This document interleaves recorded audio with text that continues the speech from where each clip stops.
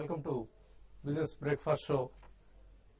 మార్కెట్ల పరిస్థితిని ఒక నిమిషం తర్వాత మాట్లాడదాం. ముందుగా ఇందాకే మిత్రులు ఫోన్ చేశారు, పవర్ కట్ ఉంది మా దగ్గర, మీ ప్రోగ్రామ్ చూడలేకపోతున్నాం, తిరిగి ఏదైనా రిపీట్ చేస్తారని. అఫ్ కోర్స్ మన వెబ్సైట్ కూడా కొద్దిగా ప్రాబ్లమ్స్ ఉంది కాబట్టి ప్రోగ్రామ్ చూడలేకపోతున్నాం అంటూ. సో బంధులు సమ్మెలు నిత్యకృత్యం అయిపోయాయి మనకు. వీటి వలన సమస్య మరింత జటిలమవుతోంది, పరిష్కారం మాత్రం దొరకడం లేదు. స్పందించాల్సిన వారు స్పందించడం లేదు. ఇటువంటి విధానాల వల్ల వాళ్ళు స్పందిస్తారన్న నమ్మకం కూడా లేదు. సో ఇక్కడ మనకు పవర్ ఆర్ ఎలక్ట్రిసిటీ లేకపోతే అటు సోనియా గాంధీ గాని మన్మోహన్ సింగ్ గాని ఇబ్బంది పడరు, ఎందుకంటే డెసిషన్ తీసుకోవాల్సిన వాళ్లే కాబట్టి. సో మన పంటలు ఎండిపోతాయి, మనకు తిండి గింజలు దొరకకుండా పోతాయి. సో ఈ పరిస్థితి నుంచి ఎలా చేయాలి, దీన్ని ఎలా సాల్వ్ చేసుకోవాలని మనమే ఆలోచించుకోవాలి.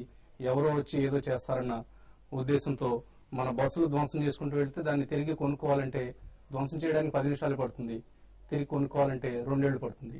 సో ఈ అంశాన్ని మనం ఆలోచించుకోవాలి. ఒక ఏడాది కష్టపడి, చాలా కష్టపడి ఎకానమీని కనుక మనం నాశనం చేసుకుంటే దాన్ని తిరిగి పునరుద్ధరించుకోవాలంటే కనీసం 10 సంవత్సరాలు పడుతుంది. ఒక జనరేషన్ తమ జీవిత కాలంలో విలువైన జీవనాన్ని కోల్పోతారు.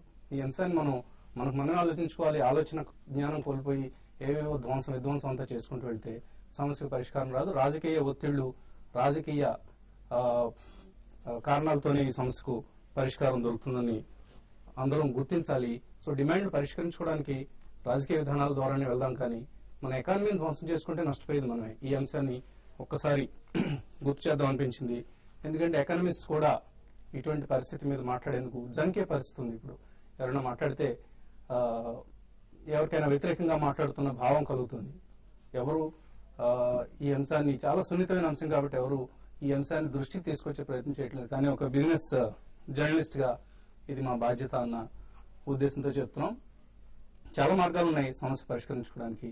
ఎకానమీని నాశనం చేసుకోవడం మాత్రం దయచేసి ఆపుకుంటే మనకే మంచిది. ఇక ఒబామా జాబ్ ప్లాన్స్ కు యుఎస్ సెనేట్ నుంచి అడ్డంకులు ఎదురవుతాయి అన్న వార్తలతో పాటు గ్రీక్ డిఫాల్ట్ కి సంబంధించిన ఆందోళనలతో లాస్ట్ నైట్ యుఎస్ మార్కెట్స్ పతనం అయ్యాయి. ప్రపంచవ్యాప్తంగా స్టాక్ మార్కెట్స్ కష్టకాలాన్ని ఎదుర్కొంటున్నాయి. ఈ వారంలో చూస్తే నిన్నటి బ్యాడ్ బోనీ తర్వాత ఇవాళ కూడా almost most of the world markets, world indices నష్టాల్లో ట్రేడ్ అవుతున్నాయి. స్ట్రైట్ స్టైమ్ లాంటివి, అలాగే కోస్పీ లాంటి ఇండిసెస్ 4 to 5% నష్టంతో ఈ మార్నింగ్ ట్రేడ్ అవుతున్నాయి. Last knight of course US markets 3 to 4% నష్టపోయి 52-week లోస్ ను టచ్ చేసింది S&P 500. సో యూరోపియన్ ఎకానమీ దివాలా పరిస్థితిలో ఉంది. యుఎస్ లో స్టాక్ మార్కెట్స్ పతనం అవుతున్నాయి. కమాడిటీ ప్రైసెస్ భారీగా తగ్గడం గమనిస్తున్నాం. ఇన్ఫాక్ట్ క్రూడ్ ప్రైస్ $100 మార్క్ దిగువకు వచ్చింది నిన్న ఒక దశలో. ఇవాళ ఆఫ్ కోర్స్ 100.95 దగ్గర బ్రెంట్ క్రూడ్ ట్రేడ్ అవుతుంది. అలాగే సిబిఓఈ ఇండెక్స్, వాలటైలిటీ ఇండెక్స్ అంటారు, ఇది ఆల్మోస్ట్ మోర్ దాన్ 5% వాలటైలిటీతో ట్రేడ్ అవుతుంది. 45.45 2 months హై ఇది. అలాగే డాలర్ ఇండెక్స్ 79.5 లెవెల్ దగ్గర గరిష్ట స్థాయిలో ఉంది. ఇవన్నీ కూడా చాలా ఎకానమీకి సంబంధించి బ్యాడ్ ఓమెన్స్, అశుభ సూచనలు. సో ఒక ఛాలెంజింగ్ పీరియడ్ మనం ఎదుర్కొంటున్నాం. నిన్న Sensex almost 300 points, Nifty 93 points నష్టపోయిన సంగతి తెలిసిందే. L&T 1300కి వచ్చింది. SBI 1800 రూపీస్ ట్రేడ్ అవుతుంది. సో ఇవన్నీ అట్రాక్టివ్ లెవెల్స్ కనిపిస్తున్నప్పటికీ మనం ధైర్యంగా ఈ స్టాక్స్ ను కొనుగోలు చేసేందుకు ముందుకు వెళ్లలేని పరిస్థితి. చైనీస్ ఎకానమీకి సంబంధించి అందరూ ఎక్స్పెక్ట్ చేస్తున్నారు ఎప్పుడో బబుల్ బర్స్ట్ అవుతుందంటూ. అదే కనుక జరిగితే డబుల్ వ్యామీ అవుతుంది, దెబ్బ మీద దెబ్బ తగిలినట్లు అవుతుంది. సో ఇక వరల్డ్ ఎకానమీ కోలుకునేందుకు ఇందాక మన రాష్ట్ర ఎకానమీ గురించి మాట్లాడుకున్నాం. ఇప్పుడు వరల్డ్ ఎకానమీ కూడా ఛాలెంజింగ్ సిచ్యువేషన్ లో ఉంది. సో ఇటువంటి పరిస్థితుల్లో అందరం సంయమనంతో వ్యవహరించి జాగ్రత్తగా ముందుకు సాగాల్సిన పరిస్థితి. రాబోయే కొద్ది నెలలు లేదా సంవత్సరాలు చాలా జాగ్రత్తగా, కాషస్ గా వెళ్తే తప్ప మన జీవన ప్రయాణానికి చాలా అడ్డంకులు ఎదురవుతాయి. ఇక కమోడిటీస్ పరిస్థితి గమనిస్తే ఇందాక అనుకున్నాం, క్రూడ్ ప్రైసెస్ బాగా వీక్ అయ్యి 10 month లోస్ దగ్గర ఉన్నాయి. ఇన్ఫాక్ట్ చాలా కమోడిటీస్ మనకు గమనిస్తే నికెల్ లాంటివి కావచ్చు, లేదా కాపర్, టిన్, జింక్, ఇవన్నీ కూడా ఆల్మోస్ట్ ఎనీవేర్ బిట్వీన్ 6 to 18% నష్టపోయి most of the commodities. London metal exchange లో లాస్ట్ నవంబర్ 2010 నుంచి చూస్తే ఇప్పటిదాకా భారీ నష్టాలను ఎదుర్కొంటున్నాయి. One of the worst performance since 2008 అంటూ ఇవాళ బిజినెస్ స్టాండర్డ్ లో కూడా ఒక వార్త రావడం జరిగింది. ఇదే పరిస్థితి కొంత ప్రెషస్ మెటల్స్ కనువుగా ఉంటుంది. ఇంతటి అన్సర్టన్ టైమ్స్ లో ప్రెషస్ మెటల్స్ కొనుగోలు చేసేందుకు కొంతమంది మొగ్గు చూపుతారు కాబట్టి బంగారం $1,660 దగ్గర ఔన్స్ బంగారం ప్రస్తుతం ట్రేడ్ అవుతుంది.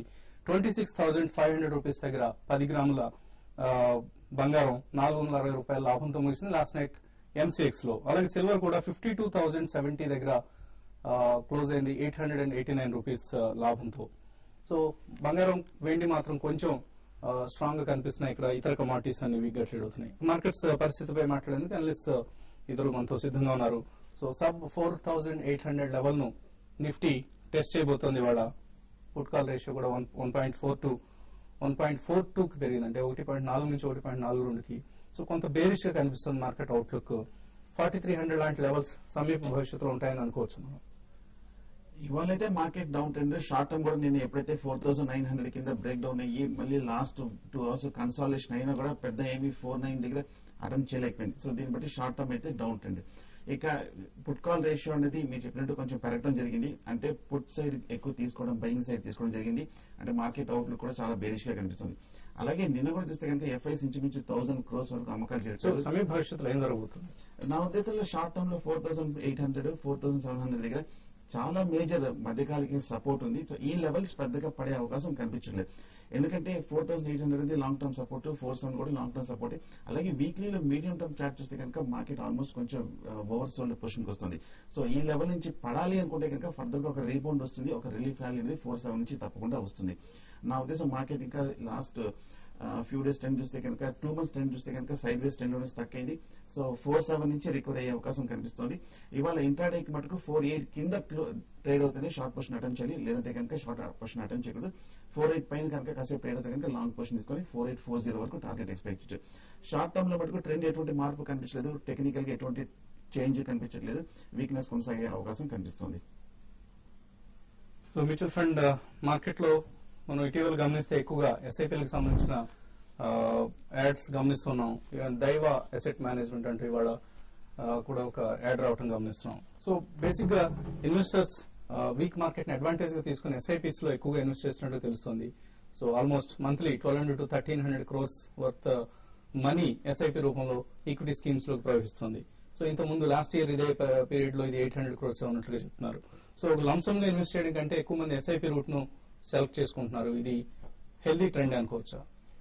తప్పకుండా హెల్దీ ట్రెండ్ అండి. ఎందుకంటే ఒకటి అన్సర్టనిటీ టైప్, ఎవరికైతే డైరెక్షన్ తెలియకపోతుందో అది తప్పకుండా ఎస్ఐపి ద్వారా ఇన్వెస్ట్ చేస్తే చాలా అడ్వాంటేజెస్ పొజిషన్ గా ఉంటుంది. ఎందుకంటే over a period of 3 years, over a period of 5 years average cost ఎప్పుడైనా చాలా తగ్గుతుంది. కాబట్టి ఈ మార్కెట్ సందర్భంగా తప్పకుండా మార్కెట్ ఎప్పుడైనా లోడ్ సైడ్ ఉంది కాబట్టి యావరేజ్ కాస్ట్ తగ్గుతూ వెళ్తుంటుంది.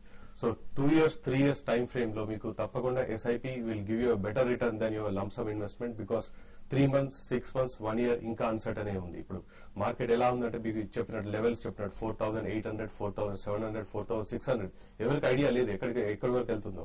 సో ఈ అన్సర్టన్ టైమ్స్ లో ఎస్ఐపి ద్వారా ఇన్వెస్ట్ చేస్తే తప్పకుండా పాజిటివ్ రిటర్న్స్ వస్తాయి.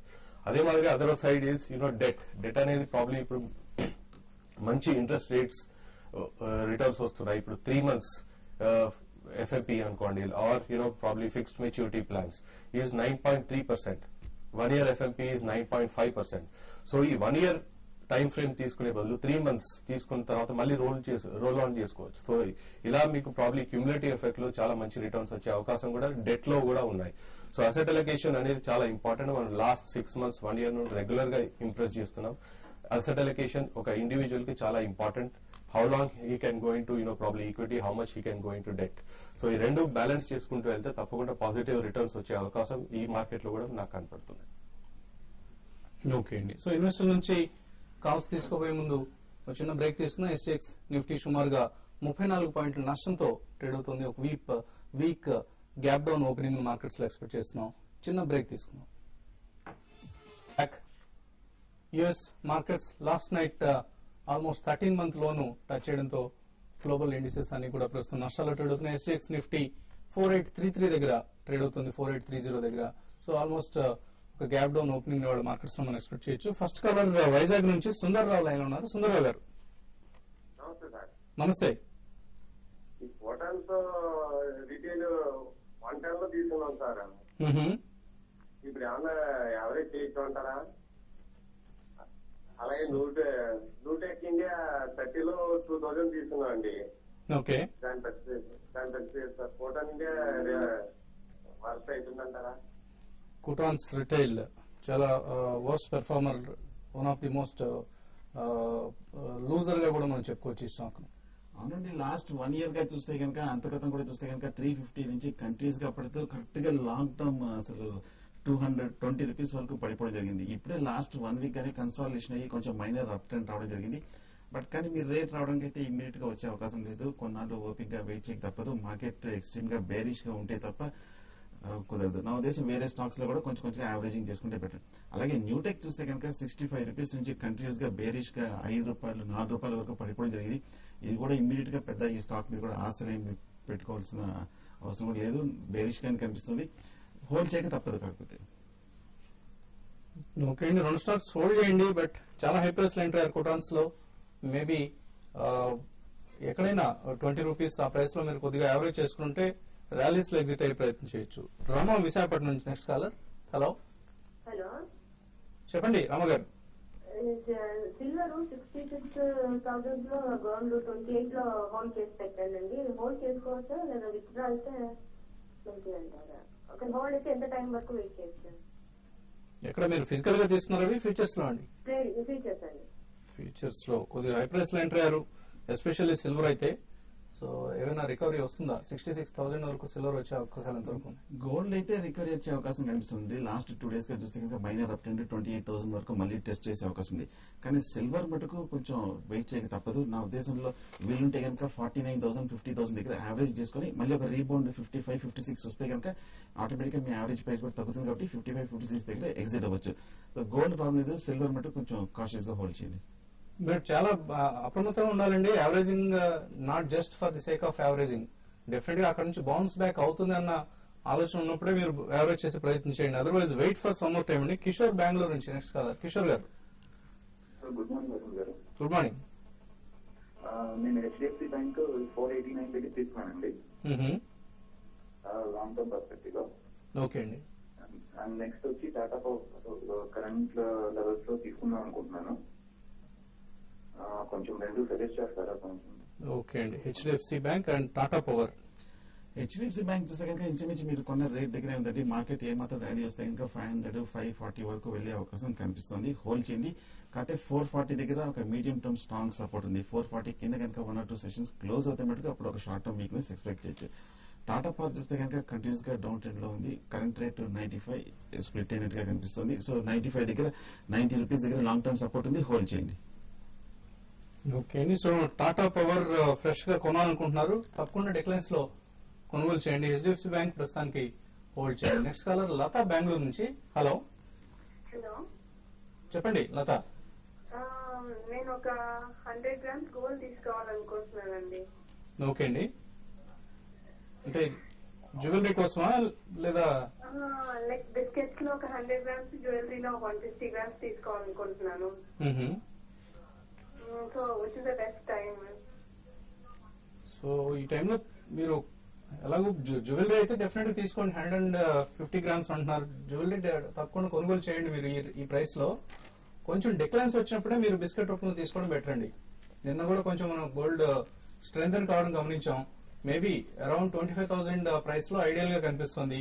ఆ పైన కొంచెం రిస్క్ ఎక్కువ కనిపిస్తుంది. మీరు ఇన్వెస్ట్మెంట్ కోసం తీసుకునే ఉద్దేశం కాబట్టి అది పోస్ట్ పోన్ చేసుకోండి. బట్ జ్యువెలరీ అయితే కొనుగోలు చేయండి. Definitely this is the better time. Next caller Trivikram Guntur నుంచి. త్రివిక్రమ్ గారు. Hello good morning. హలో చెప్పండి త్రివిక్రమ్ గారు. ఇప్పుడు నేను రిలయన్స్ నాకు వచ్చిన terminal benefits retired junior accounts officer from ఏసీకి అనుకో. Very good. నాకు వచ్చిన టెర్మినల్ బెనిఫిట్స్ నుంచి 1 lakh Reliance mutual fund infrastructure fund లో పెట్టానండి. రిలయన్స్ ఇన్ఫ్రాస్ట్రక్చర్ ఫండ్ లో ఎప్పుడు ఇన్వెస్ట్ చేశారండి? అది 10 rupees కి యూనిట్ తీసుకున్నాను. 12 దాకా వెళ్ళిందండి. 12 దాకా వెళ్ళింది 1 year లో. తర్వాత ఏమో డౌన్ అయిపోయింది 8 rupees కి అట్లా వచ్చేసింది. వెదర్ దాన్ని రిటైన్ చేయొచ్చా లేకపోతే తీసేయచ్చా అనేది నా సందేశం. కొంచెం మీ ప్రొఫైల్ కి అంతగా సూట్ కాని ఫండ్ అండి ఇది. మీరు చాలా లాంగ్ టర్మ్ వెయిట్ చేయాల్సి ఉంటుంది. కనీసం 5 to 10 years వెయిట్ చేసే హొరైజన్ ఉంటేనే అటువంటి ఫండ్స్ లో మీరు ఇన్వెస్ట్ చేయాలి. ఎస్పెషల్లీ ఇన్ఫ్రా ఫండ్ లో ఏదైనా రికవరీ ఉంటుందండి. లాస్ట్ 2 years మనం చూస్తున్నాం ఇన్ఫ్రాస్ట్రక్చర్ ఫండ్స్ అనేది mostly underperforming funds. I think next 2 years కూడా I don't see any recovery in these funds. ఎందుకంటే ఇన్ఫ్రాస్ట్రక్చర్ అనేది ఒక sectoral fund which is high risk fund, cyclical fund కాబట్టి తప్పకుండా I think you will have to wait for another 2 to 3 years. ఒకవేళ అది ఇబ్బందిగా ఉంటే ఐ వుడ్ సజెస్ట్ కొంచెం boldly you move into any other debt side కానివ్వండి. Probably if you keep 1 year time frame లో మీకు you have lot of fixed maturity. నష్టం book చేసి మరీ వస్తే అది రికవర్ కావడం కష్టం. డెట్ లో only you'll get fixed return but at least heal get start making some return on it. ఇప్పుడు ఈ మార్కెట్ లో నెక్స్ట్ 2 years వరకు ఇన్ఫ్రాస్ట్రక్చర్ నష్టాన్ని కాంపెన్సేట్ చేసుకోవడం ఎలా? I think అందుకోసం that's what I'm probably suggesting, to shift to debt and at least make good his capital. So that is prime importance to probably a profile like him who has put his retirement funds into these funds. నేనైతే ఇంకొంచెం better గా perform చేసే sector లోకి మీరు shift కావడం better అండి with in the equity it self. So that కనీసం 1 year లో అయినా మీరు బౌన్స్ బ్యాక్ ఎక్స్పెక్ట్ చేయొచ్చు. మీ క్యాపిటల్ మీరు తిరిగి పొందే అవకాశం ఉంటుంది. అప్పుడు తిరిగి మళ్ళీ రివ్యూ చేసుకోవచ్చు, ఏం చేయాలి, ఎక్కడికి వెళ్ళాలి, ఎటువంటి ఫండ్స్ లో ఇన్వెస్ట్ చేయాలన్న అంశాన్ని. నెక్స్ట్ కాలర్ వినోద్ హైదరాబాద్ నుంచి. హలో హలో, చెప్పండి వినోద్. సార్ కిరీ డైస్ గురించి తెలుసుకోవాలి సార్. కిరీ డైస్ మళ్ళీ Renuka sugars. Kiri dyes and Renuka sugars అవును, తీసుకున్నారా ఆల్రెడీ? మీరు కొందాం అనుకుంటున్నారా? ఆల్రెడీ తీసుకున్నాను సార్. ఓకే అండి. ఏ ప్రైస్ లో కొన్నారు కిరీ డైస్? కిరీ డైస్ 145 లో కొన్నాను సార్. తర్వాత రేణుకా షుగర్స్ 58. ఓకే అండి. కిరీ డైస్ చూస్తే కనుక ఇంచుమించు మీ రేట్ దగ్గరే ఉందండి. పెద్ద ఏమీ రిస్క్ లేదు. నా ఉద్దేశం మార్కెట్ కొంచెం చాలా అన్సర్టన్ గా ఉంది. ఫండమెంటల్ గా స్టాక్స్ ఏ స్టాక్ అయినా సరే కంటిన్యూస్ గా బేరిష్ గా ఉంది కాబట్టి ఏమాత్రం ఒక రీబౌండ్ ఒక 150 కొంచెం ప్రాఫిట్ వచ్చినా కూడా 5 to 10% ఎగ్జిట్ అయిపోండి. మళ్ళీ లోయర్ రేట్ లో ఒక ఆపర్చునిటీ వస్తుంది. లాంగ్ టర్మ్ కన్సాలిడేషన్ అయితే అప్పుడు బై చేసుకుంటే మంచిది. ఈ లోపల మీకు చాలా టైం కూడా సేవ్ అవుతుంది. రేణుకా షుగర్స్ చూస్తే కనుక 50 రూపీస్ దగ్గర లాంగ్ టర్మ్ సపోర్ట్ ఉంది. ఈ లెవెల్ నుంచి పెద్ద డౌన్ సైడ్ రిస్క్ లేదు.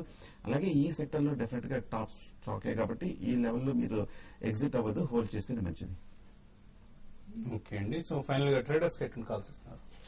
One of the strongest counters చూస్తే కనుక భారతీ ఎయిర్టెల్ 370, 375 దగ్గర లాస్ట్ 1 week కన్సాలిడేషన్ అవుతుంది. 375 పైన ఏ మాత్రం ట్రేడ్ అవుతాయి కనుక 80, 82 వరకు టార్గెట్ ఎక్స్పెక్ట్ చేయొచ్చు. Tech Mahindra last 1 week continuous గా బేరిష్ గా ఉన్న స్టాక్ ఒక 553 కింద కనుక ట్రేడ్ అవుతాయి కనుక షార్ట్ పొజిషన్ తీసుకుని ఒక 1 to 1.5% వరకు టార్గెట్ ఎక్స్పెక్ట్ చేయొచ్చు.